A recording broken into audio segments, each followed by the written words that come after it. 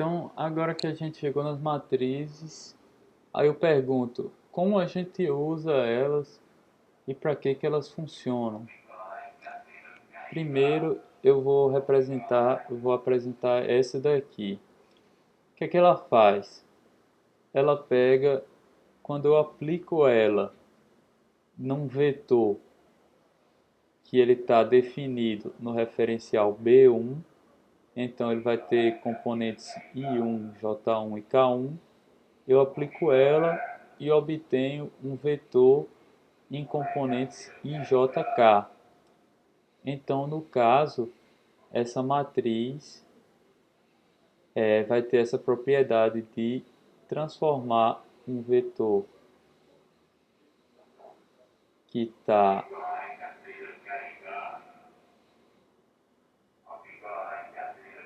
no referencial B1 para um vetor no referencial inercial. Já essa matriz aqui de cima, observe que eu estou aplicando no IJK a matriz e obtendo no I1 J1 K1. Então o que essa matriz vai fazer é pegar um vetor que está no inercial e levar para o referencial móvel, para o móvel B1, né? Então eu vou ter IS, aplico Tθ pela esquerda, a matriz, então tem diferença se eu aplicar pela esquerda ou pela direita, lembrem-se disso. A gente só vai trabalhar aplicando pela esquerda. Então, T aplicado a IS vai me dar um B1S. E aqui embaixo, Tθ transposto aplicado a B1 vai me dar o I. Né? Eu tenho um vetor no referencial móvel B1, quando eu aplico a matriz de rotação transposta nele, eu obtenho um vetor no referencial inercial. Então vamos testar aqui com esse vetor que a gente tinha. Então a gente tem esse vetor B1R ou B1RAB igual a L1 I1 mais J1 mais 0J1 mais 0K1. Então como é que eu aplico isso aqui? Acabei de perceber que a gente estava usando a cor errada. A cor para a escrita mesmo que eu tinha guardado era essa cor mais escura, mas vamos continuar com ela agora. Eu quero obter IRAB sabendo a matriz de rotação transposta aplicada ao vetor B1RAB.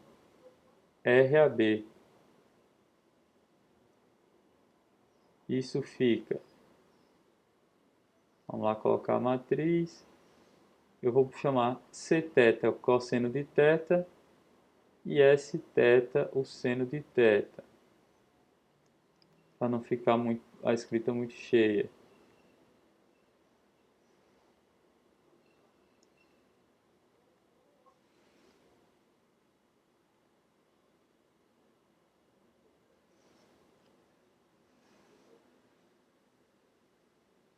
E aqui, deixa eu apagar esse. E aqui lembra como era esse meu vetor? L em I1, 0 em J1 e 0 em K1. Então ele é um vetor que fica simplesmente L, 0, 0. E qual é o resultado disso? Isso vai me dar o seguinte vetor. Daqui para cá, fazendo essa multiplicação, linha por coluna, L cosseno de θ, novamente L seno de θ, 0. Quer ver? Confira a multiplicação. Isso aqui vai ser igual justamente a um L cosseno de θ na direção I, mais L seno de θ na direção J, mais um zero na direção K, que é o que a gente obteve quando a gente fez aqui, ó, geometricamente. Então essa construção dá o mesmo resultado e é para dar, né? Agora vamos fazer o papel inverso. O que é que acontece? Eu já sei quem é B1RAB, não é? É L1 mais 0J1 mais 0K1. Mas aí eu tenho esse IRAB e eu posso aplicar a matriz e levar ele do referencial inicial para o referencial B1. Então vamos fazer isso para ver o que acontece.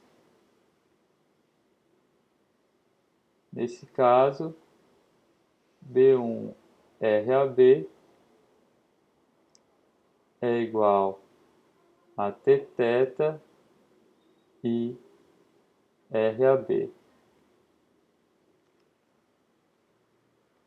E aí a matriz é cosseno de θ, seno de θ 0, menos seno de θ, cosseno de θ 0, 0, 0, 1. E agora eu não tenho mais L00, eu tenho L cosseno de θ, L seno de θ, 0.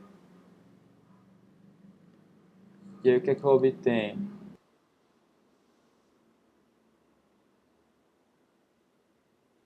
Então, fazendo essa multiplicação, deixa eu botar aqui para a gente entender melhor como fica. Cosseno de θ vezes L cosseno de θ, mais seno de θ vezes L seno de θ, mais 0. Então eu vou ficar com L cosseno ao quadrado de θ mais L seno ao quadrado de θ. Aqui, deixa eu botar o laserzinho de novo. Menos L cosseno seno mais L cosseno seno. Então eu vou ficar com menos L cosseno θ seno θ mais L cosseno θ seno θ. E aqui por último 0, né? Que é 0 vezes esse 0, mais 0 vezes esse 0, mais 1 vezes 0, 0. Então eu fico com... Deixa eu descer aqui para cá. L em evidência, cosseno ao quadrado de θ mais seno ao quadrado de θ. Esses dois se cancelam, então 0, 0. E isso é a mesma coisa de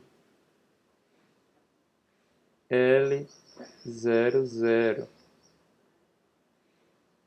Porque pela identidade trigonométrica, cosseno ao quadrado de θ mais seno ao quadrado de θ igual a 1. Então eu volto aqui para o meu B1 RAB igual a L I1 mais 0 J1 mais 0 K1. Então percebam que essas matrizes de transformação realmente funcionam para passar de um referencial ao outro. E é isso que a gente vai utilizar, porque apesar de em problemas mais simples parecer que eu estou complicando o problema ao usá-los, problemas mais complexos, essa forma matricial vai vir bem a calhar. Porque se eu tiver mais de uma rotação, os produtos começam a ficar bem complicados, a visão e a intuição geométrica começam a ficar bem complicado e as coisas começam a falhar. Nesse método, a gente tem um trabalhinho, mas a gente garante que está tudo certo. Então, em resumo, com as matrizes e até de forma geral para elas,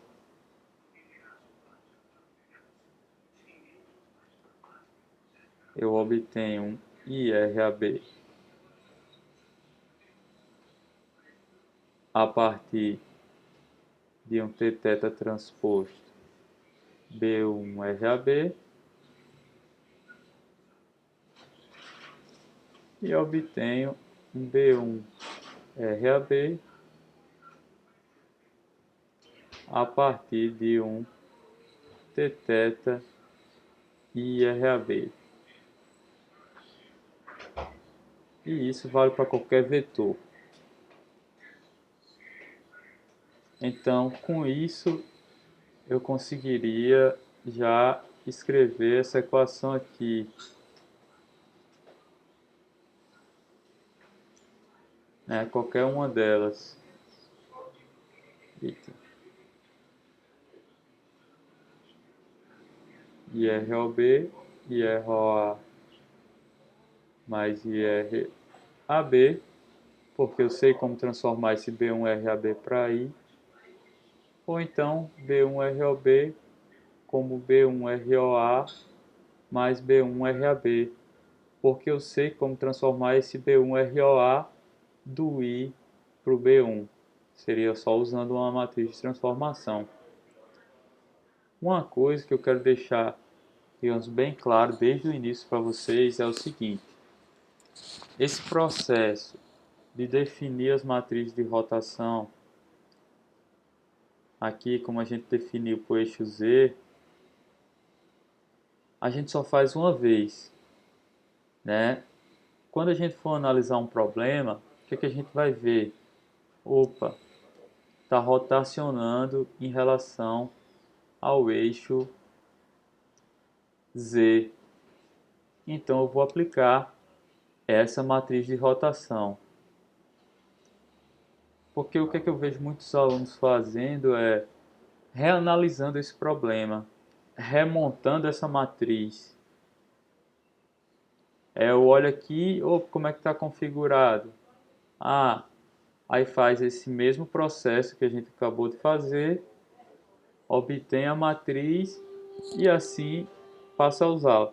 Não, essa matriz a gente já obteve, já tem ela, já pode usar ela como se a conhecesse, se fosse amigo íntimo, não precisa ficar reobtendo toda vez.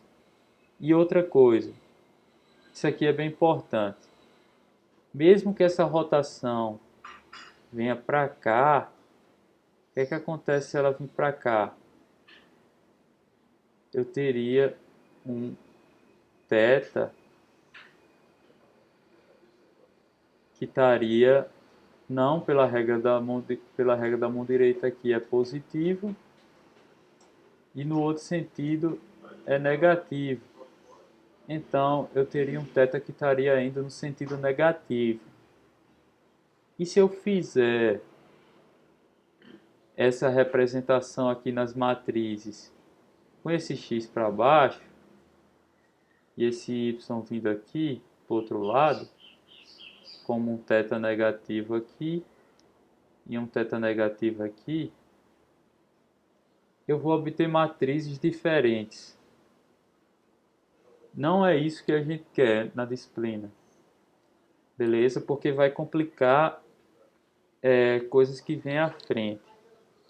O que eu quero é que você sempre considere que é um giro positivo na criação da matriz de rotação. Então a matriz de rotação vai ser sempre essa. Mas se por acaso o que você estiver analisando tem um giro negativo, no lugar do valor do θ entrar como positivo aqui nessa matriz, ou então aqui nesse resultado, ele vai entrar como um valor negativo. Se você constrói toda a matriz aqui com esse θ crescendo, observe o que é que ele está fazendo. Ele está crescendo negativamente. Aí você meio que muda a regra da mão direita. Você está dizendo que o valor de θ cresce quando ele está indo para o sentido contrário da regra da mão direita. Isso daí vai mudar sua matriz de rotação, vai atrapalhar seus produtos vetoriais, vai ter influência no vetor velocidade angular, vai mudar tudo. Então, não é um problema que a gente vai lidar agora, mas eu acho que eu vou avisar outras vezes, porque eu senti muito isso na turma passada, mas desde já. São essas duas coisas que são muito importantes. Não precisa ficar refazendo matriz de rotação, ou seja, o que eu tenho que analisar é uma rotação em torno do eixo Z, uma rotação simples em torno do eixo Z. Eu já sei que a matriz de rotação é essa, já posso usar. Não preciso reconstruir ela, não preciso recalcular ela. E outra coisa eu tenho que ver se esse ângulo está indo no sentido positivo ou negativo. Não, eu vou considerar ele sempre positivo. Quando eu for aplicar valor, se eu for aplicar um valor, aí é que eu vou considerar. Se eu for querer saber, por exemplo, esse IRAB, qual é o valor desse cosseno de θ e desse seno de θ, aí é que eu vou considerar se esse θ está para cá ou se está para cá. Se ele estiver para cá, por exemplo, eu vou aplicar um valor de menos 30. E aí a equação vai casar certinho. Menos 30 aqui não vai influenciar no x, vai influenciar no y. Então ele vai ter uma componente para cá, continua na direção x, mais uma componente para baixo na direção y. Ou então ele está para cá, como a gente mostrou aqui, vamos supor, mais 60. Beleza, não muda nada. Ele vai ter uma componente cosseno pequena aqui e uma componente seno grande aqui, ambos positivos. Diferente se ele tivesse invertido, menos 60, que ele teria um cosseno aqui e um seno aqui para baixo. Mas, mais uma vez, não sei se vocês vão entender, espero que sim. Na hora da modelagem, que a gente vai gerar as equações para o problema, a gente sempre vai gerar considerando que esse ângulo é positivo, que ele é tomado como um ângulo pela regra da mão direita. E quando a gente for aplicar valores, aí sim a gente analisa. Opa, na posição que ele está, isso corresponde a um giro positivo, um valor de θ positivo ou um valor de θ negativo. Eu sei que a partir desse eixo, o θ é igual a zero. Para cá ele é positivo pela regra da mão direita, para cá ele é negativo pela regra da mão direita. E isso aí é que a gente tem que analisar. Beleza, pessoal? Espero que vocês entendam esses dois fatores, que foi algo que eu vi o pessoal ter muita dúvida no semestre passado.